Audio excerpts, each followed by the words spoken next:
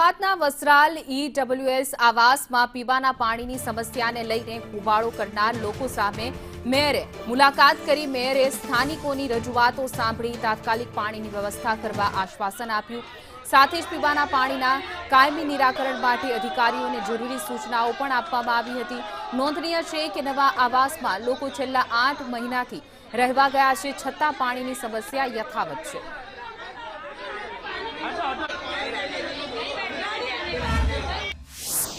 રહીએ છીએ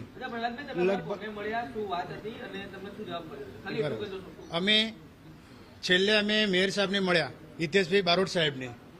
એમને અમે અમારી સોસાયટીની પાણીની ઘણી બધી સમસ્યાઓ અમે કહી। એમને અમને અત્યારે તો કહ્યું છે કે 15 દિવસની અંદર આ કામ તમારું પૂરું કરી દેવામાં આવશે અને એમ પણ જણાવ્યું છે કે વૈકલ્પિક વ્યવસ્થા ધોરણે પાણીના ટેન્કર પણ નાખવામાં આવશે। જ્યાં સુધી તમને પાણી ન મળે ત્યાં સુધી પાણીના ટેન્કર તમને મળશે। અમારો પ્રશ્ન એવો હતો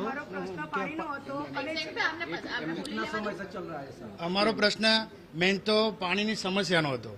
પાણીની સમસ્યા એ હતી કે ઘરમાં રહેતા વૃદ્ધ, મહિલા, બાળકો દરેકને આ પાણીની સમસ્યા રહે છે। નોકરી ધંધે જવું હોય તો પણ પાણી ક્યારે આવશે એની રાહ જોવી પડે।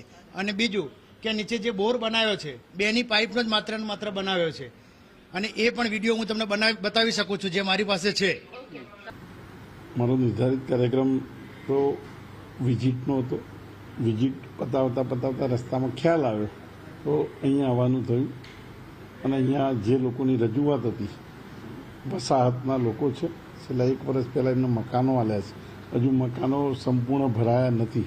ઈડબ્લ્યુ આવાસના મકાનો છે, નાના વર્ગના લોકો હતા, એટલે એમની સમસ્યાને સાંભળવી જોઈએ તાત્કાલિક જઈને, એ માટે આવ્યો હતો અને તાત્કાલિકનું નિરાકરણ કરવાનો પ્રયાસ કરીશું ને આવનાર 15 દિવસમાં એનું પ્રદૂષણ પાણીનો પ્રશ્ન છે, એ પાણીનો પ્રશ્ન હલ કરવાનો પ્રયાસ કરીશું।